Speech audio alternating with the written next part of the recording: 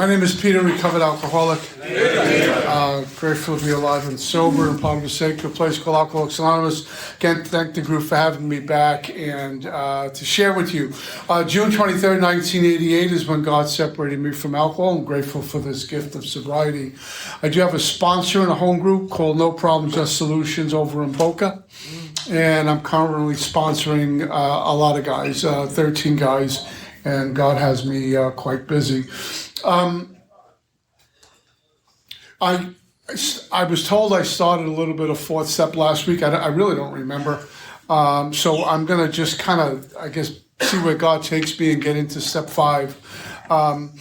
One of the things I've learned along the way here, some of this was really grinding it out and making tons of mistakes along the way.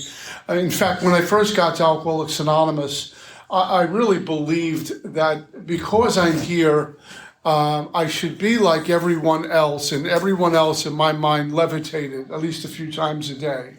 And I believed because I was in Alcoholics Anonymous that fear would leave, financial security would leave, resentments would leave. I would never get angry anymore as long as I attended meetings. And I woke up to find out that's not true. In fact, most of those things that I would experience, whether resentment or fear or anxiety, was usually a self-imposed crisis. And one of the things I got to experience, and none of this I do perfect, is that my point of view on a lot of things have changed. Our big book tells us troubles of our own making. The unmanageability is always an internal condition. But I didn't know that. I had to find that out by running into a lot of walls and writing lots of inventory, nightly reviews, and doing a fourth step, and really taking a look at, although situations never worked out, I was always involved in all of those things. It's kind of like the guy goes to a sponsor and says, I keep meeting these really crazy ladies. I don't know what to do. He says, maybe they're crazy, but you are involved in every relationship. Your picker is broken.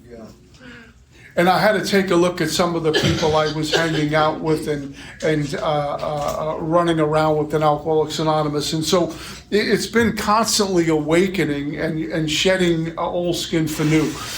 This walk towards humility rather than a struggle towards perfection has been incredibly liberating for me. In fact, just to be in touch with my own brokenness. It's what we identify with. It's what you identify when I share even, or someone else shares and I'm listening, is the shared brokenness of what it was like and sometimes what it's like now. Not to get up here and sound all glossy and shiny and bombard you with all my knowledge. That's not going to do that much for someone who's sitting here with 10 days trying to figure out how to get 11. But something happens along with the solution I found that works for me is when someone shares their struggles of maybe then or even right now, I don't feel like a unicorn sitting in the room. And when I was first new, storytellers attracted me. Then it became unattracted to me because I became so involved with the book. I worshiped the book that if you even misquoted the book, you and I are going to have a little discussion after the meeting. And that's not really Alcoholics Anonymous. I love the storytellers who talk about the solution too. My grand sponsor was a master at it. And so I hopefully along the way, I start to get a little better on this journey. A quick story about step 4. In fact, one of the best things of all the fourth steps and fifth step, all the 4 through 9 work I've done over the years, I try to go through the steps, if not once a year, at least every 2 years. To rework the steps, take a good look at 1, 2, and 3, and see what's hiding in 4, discussing it in 5, and having a new experience with 6, 7, 8, and 9. And I found it kind of rockets you even lighter into 10, 11, and 12, and not to just hold on to what I know. A good example of that is if we got a crew in here, a cleaning and painting crew, and says, remodel the whole room. And they did that. And you'd walk in here and go, oh my God, new furniture, new chairs, new smell of the paint. The floors look great. It looks fabulous. It's impeccable. And we maintained it. We did a daily house cleaning. But guaranteed in a year from now, stuff's going to collect. And until we go look, we won't even know it. I'm not talking about a room, I'm talking about my soul, and I can't afford any plaque on the soul. So we like to go in and see what's lying around. But the best experience, or if not one of the best experience I had in 4 through 9 was I was writing inventory with the previous sponsor, and it got to institutions, and we write resentment, cause, effects, where I'm at fault, and with people and institutions and principles. And I got to institutions, and I'm writing about the Catholic Church. I'm a Catholic. And I wasn't an attendee yet. I'd kind of go, not go, take inventory, and leave. And when I'm writing this inventory, I write down Catholic Church and all my causes, all my resentments towards the Catholic Church. And as I'm writing, I still feel really justified by the whole thing, and I do column 3 and 4, and that's done. And I go to sit with my sponsor. His name was Mickey Mussett. He's out of Denver, Colorado. Just a tremendous influence on my life. Instrumental getting me back to my church. And I'm sitting with him in 5, and I'm reading through the inventory, and I get to institutions, and I read some very matter-of-fact, very casual, resentment, Catholic Church, cause. I get to the 3rd column, he's listening. I get to the 4th column, and he stops me, he says, back up, which is kind of sponsor code for you're caught. Back up, he says, how long you been nursing this grudge for? And I push right back. And I gave him my justifiable reasons for having this resentment with the Catholic Church. A lot of things I hit him with. And a lot of things we all know about that we read in the papers and stuff. And he listened, he didn't push back, but he gave me considerations. And all my sponsors always says, here's a consideration for you. Once in a while they would tell me, you better do this and you need to do that. But usually it was a consideration for you. And he gave me one. And it went something like this. Do you go to AA meetings? I said, yes. Is every AA meeting a good meeting? I said, no. Are there 13 steppers in AA? I said, yes. Have you known people that get chips who you knew was stoned or high when they're getting up there taking their 1 or 2 years? I said, absolutely, I've seen it. But you keep going back to AA, yeah, and you practice love, tolerance, forgiveness, and acceptance, and you bring a solution. How nice. I said, yeah, of course I do. He said, how come you can't do that with your church? And there was no more pushback. There was silence. He says, before you even get to a spiritual level of discernment to go or not go, you need to clean this up. You need to write some more inventory. And it sounds to me when you get to step 8 and 9, church should be on your 8-step list, and going knocking on the door should be your 9th step. And when he told me to make amends to the church, in my alcohol grandiosity, I'm thinking, how am I going to get in touch with the Pope in Rome to do this? It's going to be difficult. And he says, no, you just go to your local church. There's something called confession. You know about this. So I wrote some more inventory. Did 6 and 7, had my 8-step list, prayed like a son of a gun for willingness to go, and I walked into a confession on a Saturday at 12 o'clock. And I sat down with the priest, and there's some things you say when you get in there, and I let him know, though, that I'm a member of Alcoholics Anonymous, and I'm here to make amends, and I told him what for. My gossiping, my slandering, my criticizing, all of this stuff. And usually they'll say something like, are you sorry for your sins? You say yes, they'll give you some penance, say penance, and you're clean. It's a beautiful thing. But he didn't do that right away. When I told him all my stuff, he says, I understand. And that kind of caught my attention. First time a priest said that to me. And he went on to speak with me for, it seemed like a while, maybe 2 minutes. 3 minutes tops. And he was understanding where I was coming from rather than you're going to go to hell for this. And it made sense. And part of the 9th step was, what can I do to make it right? And I asked him that question, and he said without missing a beat, he says, can you come to Mass tomorrow morning? Sunday Mass, yeah, I'll do that. And in my alcoholic mind, I'm thinking, one Mass, I'm off the hook. I'm good with the Lord. This is going to be great. And Mary and I went to that Sunday Mass, and I was a nervous wreck walking in. You know, when your chest is pounding and you're really nervous. And we went to Mass. I sat in Sinners Row, the last row. I was too embarrassed to walk up front like a newcomer at a meeting. I can't sit in the front. Those are the holy people in the front.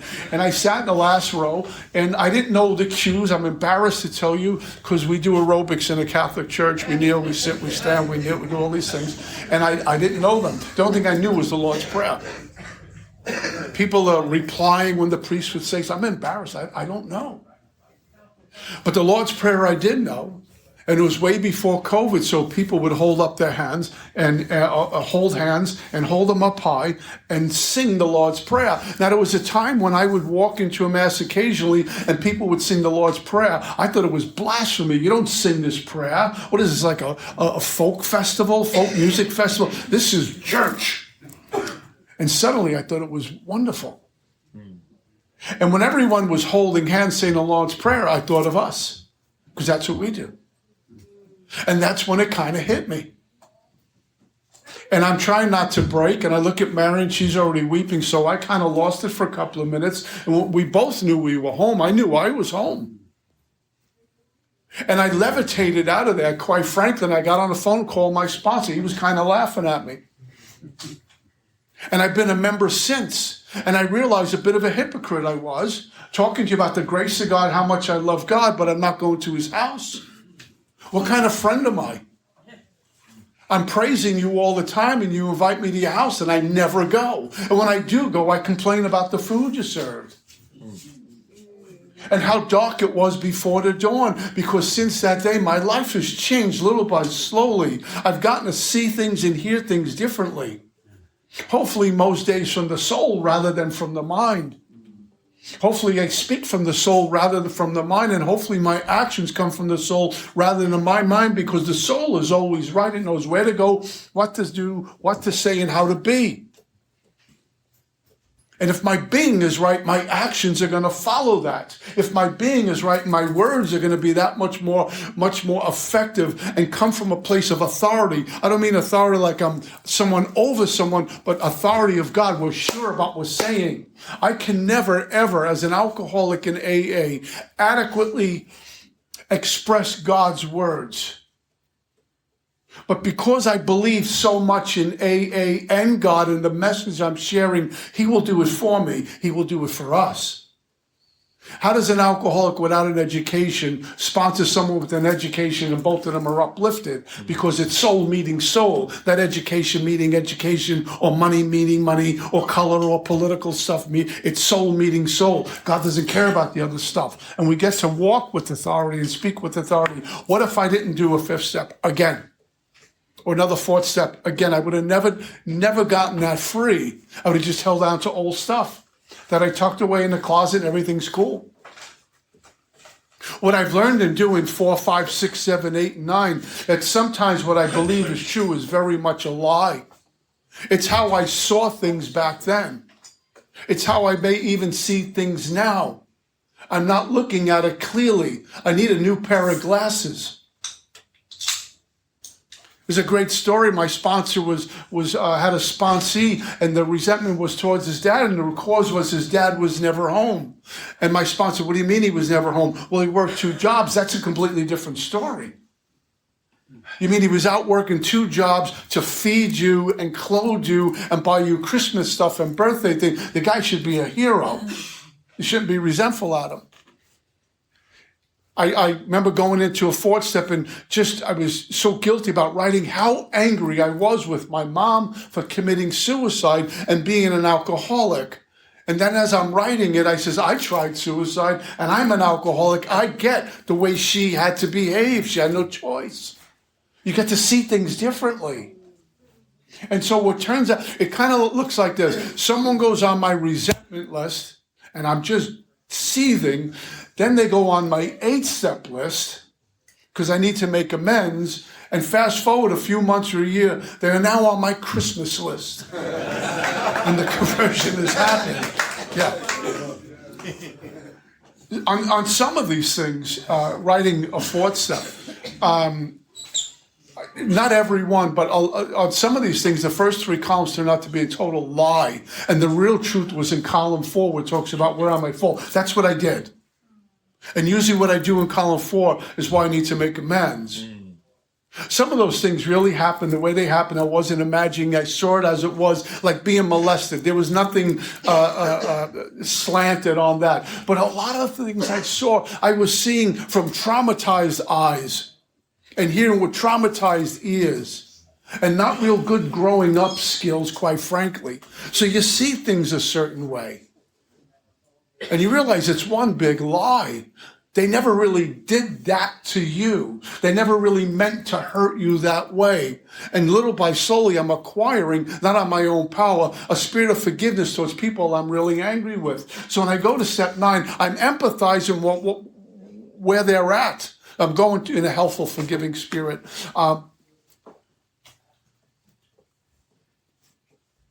When a book talks about rigorous honesty, this word honesty is not a conclusion of the mind. In fact, honesty doesn't come from the mind. Whether it's cash register honest or being transparent with someone honest, rigorous honesty about my truth, what I am as alcohol, that comes from the soul. So when I'm writing this 4th step inventory, it requires a whole lot of honesty. I can't cut corners anymore. The 4-column format doesn't allow me to cut corners. It's too strict, if you will. Now, some people have said, well, there's only 3 columns. There's no 4th column listed in the book. Technically, that's true. Page 67 gives us information that we could just answer the question. We put it in a column. There's your 4th column. But I had to get honest, and so what I had to do was pray. Because I remember my first attempt at a 4th step, it looked like this. I'll start in an hour. I'm going to watch a little TV. And watch a little TV. I'm kind of tired. I'll take a nap. I'll fall asleep. I'll start tomorrow morning. And I'll start in an hour, but I'm hungry, so I'll have something to eat. I'll make a pot of coffee. And all these, I should vacuum the rug first and doing all these things. And I was hitting the wall. And my sponsor, they seem to have this sixth sense. So how's that 4th step going? And as soon as you pause, they know you're lying. And he read me the riot act, reminded me of step 3, and he gave me a little prayer. He's just a spiritual tool. And I wrote across the top of the page, thank you, God, for allowing me to be searching, fearless, and all. That was just a little centering prayer. And he said, I want you to pray that prayer and then go quiet for a couple of minutes. Then pick up the pen, watch what happens. And he was 100% right. Because as we're doing this, stuff will go on paper that we forgot about. Stuff will come on paper I don't really want to write, but it's being put on paper. Resentment, cause, effect, experiment, fault. And the pen, little by slowly, we start to experience it being a spiritual translator. It's writing what the soul needs me to write. Because based on my own power, I'm not going to be searching, fearless, and moral. I'm going to make me look good and blame you even more. And resentment's the number 1 offender. Is it interesting our book doesn't say booze is, resentment is? Because I get blocked from God. I put plaque on the soul. And when I'm in the dark, I'm running on me. When I'm running on me, I drink. I suffer. I get humiliated, degradation, and then I die. Any alcoholic will talk to you about either literally or figuratively knocking on death's door after a run or just wanting to die. And the book's about to save me from that. And as an alcoholic, my mind says, well, let's think about this. It's a little drastic. Going into the worst neighborhood at 2 o'clock in the morning with no money, trying to hustle up some money to go knock on Flacco's door to get it back. That's not too drastic. But writing a 4th step seems very drastic right now. But I got it done.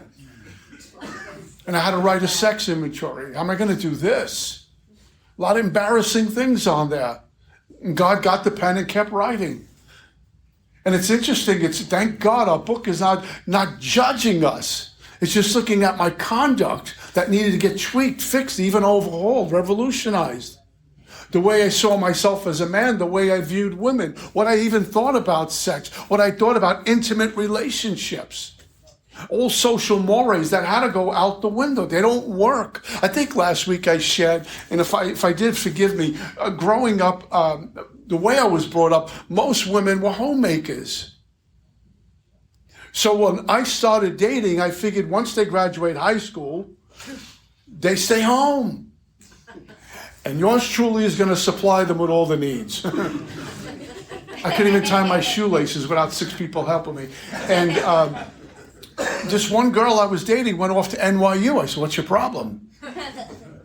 You can't do this. This is wrong. This is really wrong. What kind of woman are? This is it's hard to have relationships when you're approaching people this way. The complete overhaul. And something happens in 4 through 9 that God does for us what we can't do for ourselves. I know that sounds terribly cliche, but it's just true. I mean, based on my resume getting in here, I should not be doing this for you tonight. Based on my resume getting in here, I got an idea where I would be. Still suffering or dead. That's it. There's no third door. But God had other plans for me. He loves to hire sinners to go to work for him. We seem to be the best. Did I get an amen back there?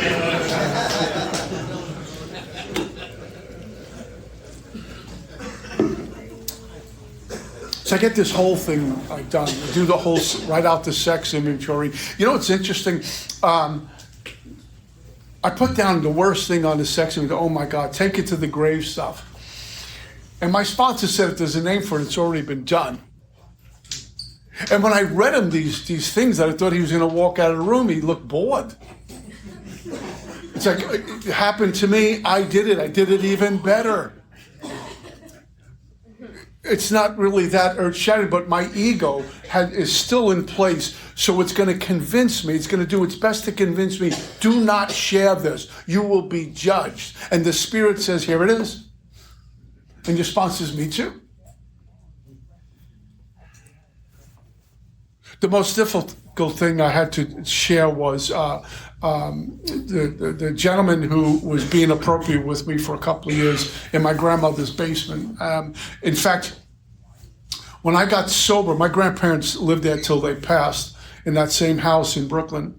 And I'm older and I'm sober. And we would usually go visit my grandparents for Christmas or Thanksgiving, one of those big holidays. And the basement was still there, didn't go anywhere.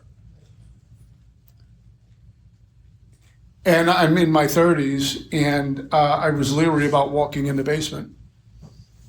My grandfather used to have a glass of wine, maybe 2 with his dinner every night. And he used to keep the wine in the basement because it was cool down there. And it was one Christmas, and my grandmother said to me, would you run downstairs and get your grandfather's wine? It's underneath the shelf in the back. And all of a sudden, it was like walking into the most sordid spot on the planet. I'm in my 30s now. And my brothers and my dad, my whole family's upstairs, and I had to go down, and I turned on the lights and was like, okay, we're going in. And I'm shaking as I'm telling you this right now.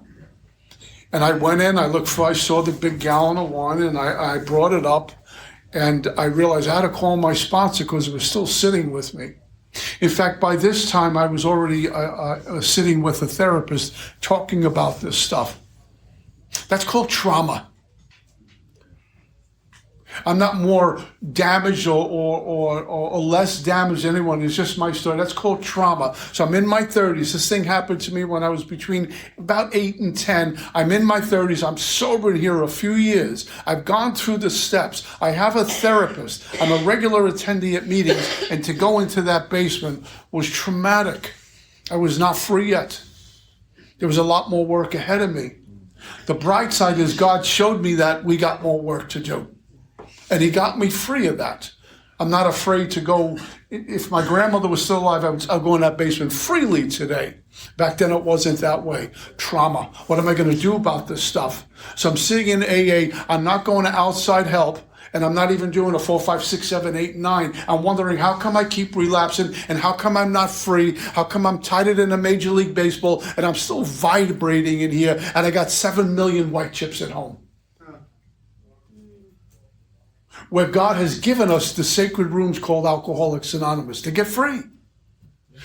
The harvest is plentiful. The laborers are few. He needs boots on the ground. And I keep blowing it up because I'm still selfish and inconsiderate and I don't want to take a look at what I suffer from. So to some degree, I would never survive it. But the the bottom I hit in 1988 was really a gift. It got my attention. I can't do this anymore. I'll do anything you tell me to do. I'm happy to report to you, it's almost 38 years now that I'm a member of Alcoholics Anonymous, and I still follow instructions. I do what I'm told. If I walked in here tonight and Sheldon said to me, listen, skip 4 and 5, you got to talk about 9 tonight, I'd do step 9. I'm not going to debate. Those are the rules. Those are the instructions. Follow them. It's not on my terms anymore. So I get this work done, and I got to get to my sponsors also do this thing called a 5th step. This is like, one thing I've learned, whatever I hide can never be healed. It grows in the dark. It's got to be exposed to the light, God's light. So I got to go sit with the sponsor and unload all of this stuff. And I remember my very first 5th step, my sponsor in New York, up until that point, in my mind, he was AA. He was a big book guy, a meeting attendee, a service guy, a meditator, a church guy, all these. This is the guy. When I had to go see him for a 5th step, it was like, who is this guy? I mean, there's a sex inventory in there. With another man, you're going to share this? Who you're going to see the next day and the day after that, he's going to know you a little too close, a little too much. And I was getting cold feet. And so I followed instructions. They told me to pray before you go sit with the sponsor. I found out my sponsor was praying before I showed up to his door, so he can remain objective and helpful. What I do when I hear 5th steps now, I do that prayer. I go into silent, into meditation, because they're going to come at me with a lot of stuff. I don't need residue on me when they leave, because it will stick around. I've heard some funky 5th steps in my day, some stuff that really is rough. But I was safe and protected because I went to God to be safe and protected and remain objective and helpful and considerate and have empathy. Rather than, oh my God, this person's really sick. I'm not helping anyone when I do that. So I prayed, I went to see my sponsor. And I'll be honest with you, I did a 5th step not too long ago. And still, I get a little nervous. I get uncomfortable. I wish I wouldn't even done this. Why am I doing this for? That's what the head's telling me. But the next move is, hi, I'm here. And I went to my sponsor's door, and we began this 5th step. Our big book says in the beginning of step 5, these things that are blocking us from God are about to be cast out. Cast out. Not worked on, not examined, not embraced, not doing 90 meetings in 90 days. Cast out like garbage. Now, if I went to a therapist, and I've been to 2 in my life besides treatment, and sat down with them saying, listen, for the $200 an hour I'm going to give you, can you cast out all the things that are blocking me? Or if I was in treatment and told the therapist that, they'd medicate me. They think something's really wrong with me. This is not hocus pocus. This is therapy. The big book says they're about to be cast out for one reason. God's going to do that. Indeed, the miraculous. And I've grown to have faith and belief because I've seen it done. The cool thing about having faith, it doesn't need an argument or an explanation. I believe it. I have faith in this. No matter what you throw at me, it's going to fall over there. It's not going to land on me because I have faith. So I had faith that my sponsor believed. And so I'm going in. I don't know where we're going. I'm going in. I was petrified. And we prayed before I began, just to get centered. And to remind me that God was sitting in the middle of the 2 of us. This was so important. And I remember going to him. In fact, all my sponsors have done this. They created an environment that was safe because they've done 5th step. They know it's uncomfortable. And they all prayed. And they would ask me, what's the thing you don't want to talk about? It's probably in your sex inventory. Let's get that out of the way. The rest of this will be a cakewalk. So here it is. And I began reading to them, and my sponsor would have a big book, a notepad, and a pen, and he told me I might write them some stuff down, things that I'm inspired to write while you're talking. Pay no attention to that. They also told me stick to the script. Because as an alcoholic, I like to do this. Resentment caused, let me explain to you what happened. And I go on this tangent for about an hour and a half. And then we come back. He's, don't do that. Just stick to the book, because I have to assume that's what God gave you. And so that's what I did. Resentment, cause, effects, what my fault, next one, so on and so forth. Go through the fear inventory, go to the sex inventory. Nothing happened. He didn't walk out. The earth didn't swallow me up. But what I walked away with, that someone knows me and they're still here. Marion tells a great story on her fifth step, that she did it with this pastor, and she thought he was going to walk out, and he says, you thought I wasn't going to love you after this?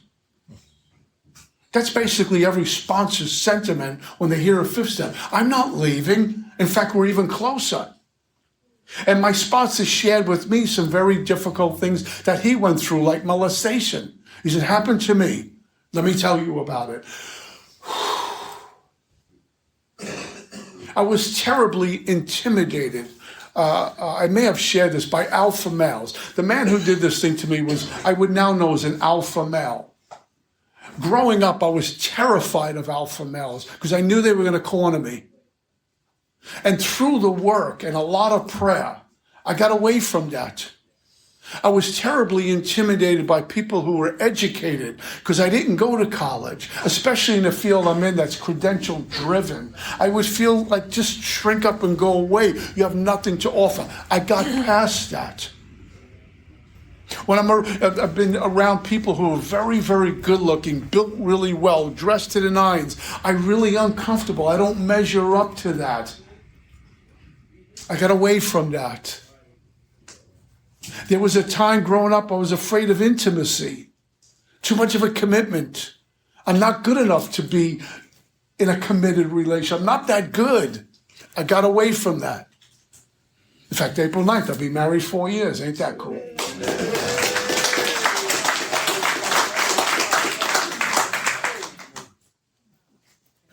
So I eventually finished this fifth step with my sponsor, and he was taking notes. Once in a while, he would ask me some questions. Let's talk about that one. And, well, you weren't really dishonest here, you were more this. You weren't really selfish there, it was more like that. Let's talk more about the self-centered stuff. And he would elaborate, and I would take notes, and I was learning, and I was getting free. I didn't realize how free I was going to be until I got to 9, 10, 11, and 12. And when I left his house, and I was headed home for the hour quiet time, I didn't experience the fifth step promises. What I did experience was it's done. And I really felt like I earned my stripes and I belong in AA now. I can measure up with the older guys in AA who've done fifth steps. I can raise my hand and comment on a fifth step. I did it. I'm in the crowd now. I'm in the club. This was wonderful because I belonged nowhere before that other than attending meetings and trying to really fit in here. And there was some work for me to do when I got home. And I've done it as recently as the last fifth step. This is crucial time. It's the hour quiet time. It's the only part of our book that gives us a time frame in the steps. I'm supposed to go home for an hour and get quiet for an hour. It says take this book down from the shelf, carefully reviewing the first 5 proposals. So my sponsors had, go take a look at one. You still believe you're an alcoholic? Well, yeah. You still believe God can restore your sanity? Yeah. Are you still willing to have God be everything and turn everything over to God? Yeah. Things like that. When you're searching fearless mode, you write everything down, you share everything. Nowadays, I actually kind of feel bad for some of the younger folks coming in because they're so bombarded with social media and they're constantly listening or watching to something, and they come into AA and go home, do a fifth step, no Facebook. I've seen this on Facebook. Just did my fifth step. There was a young lady the other day who had a picture day 1 of sobriety. So they're coming in bombarded with noise and we're telling them, go get quiet for 1 hour. No, nothing. That's a big order. You mean I came and listened to something? Nothing. Because God's going to talk to you now. But I went into the hour quiet time and I sat quiet. I reviewed. Did I forget anything? No, everything was okay. So if I sat in the hour quiet time, in fact, it gives us some pretty cool instructions where Bill kind of says the same thing over and over again in different ways. He says,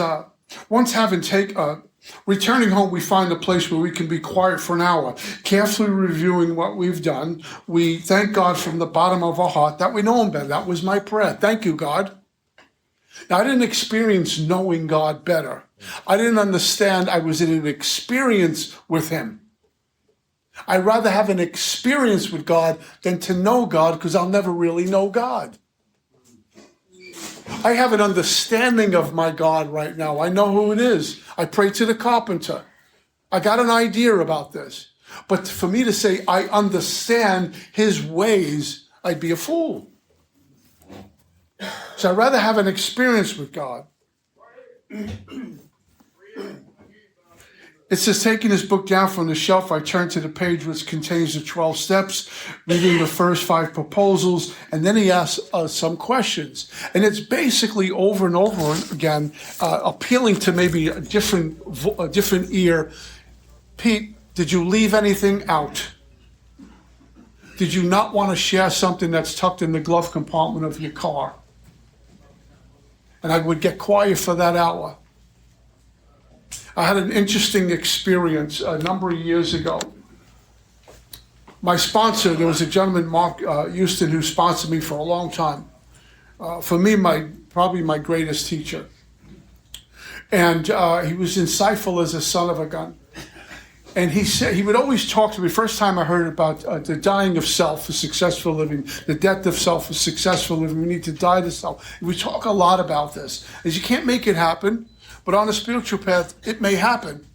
And I got it, but I didn't experience it. And I get the hour quiet time, and this is about my 3rd or 4th time going through the steps. And during this hour quiet time, I'm starting to feel really uncomfortable. I think of who I was, and it's causing tremendous pain, embarrassment and shame and guilt. I'm almost reliving it. I'm starting to feel physically uncomfortable, almost like, you know that feeling when you're coming down with the flu, you're starting to feel kind of just icky. And I start to question everything. And I can't take the anxiety anymore. I just want to roll under the covers and hide out. What do? I break the hour and I go to the phone and I call up Mark. And I tell him all of this. And like the gifted man he was, his reply was exactly this. It sounds to me like you're having an experience, and hung up the phone. Now what do I do? So I go back to being quiet, meditating, and just being still. He called me back. And he explained to me exactly what was happening to me. He says, Money, we've been talking about experiencing the death of self for successful living. Is it possible, a consideration, that that's what was happening to you then? I didn't tell you how I was going to feel or what you were going to hear in your head, but that's probably what was happening. I cannot interrupt that. And he cited when Silky walked into Bill, and Bill's having a white light experience. Silk walked in and said, let's flush this out and process it and talk about it. I'll give you some medication. He left him alone because he recognized something was happening. I've never been the same. In fact, I was married at the time, and my ex-wife was gone for 3 days on a drunk cocaine run. And I'm doing this work. And normally, when she walked in late Sunday, as a man, I had to defend my honor, and an argument would have taken place. And when she walked in the same clothes, reeking, I had pity. I knew it was over. I wasn't in self-pity. Oh my God, it was like this poor soul has completely lost her way, has just blown up this marriage. And I left and I went to see Eckhart Tolle that night at the Beacon Theater. And Monday morning I woke up fine. And somewhere over the next week or two I called a lawyer. And I got free. Free of this torment, prayed for this. I tried to put this person in treatment like, I don't know how many times, called in for scholarships, and she died a couple of years ago of alcoholism. But the new eyes God gave me, the new heart, if you will, soul God gave me, the new ears God gave me to encounter that and not get involved with it. So I like the effect produced by all of this. I've had many men, I'm running out of time here, I've had many men come to me, I sponsor, and some people say, hey, can you hear some inventory? They do multiple fifth steps. And I do the same thing my sponsors do. I pray before they get there. I pray when they do get there. I have a notepad and pen. Nowadays, I keep a Bible with me along with my big book, just for extra protection and guidance. I don't mean that to be cute. I really mean that, so I can be of maximum service. And I do the same thing my sponsors did with me. It has allowed me to own my brokenness, and there was great liberation in that, to get free of me. Not perfect. I still make a lot of mistakes.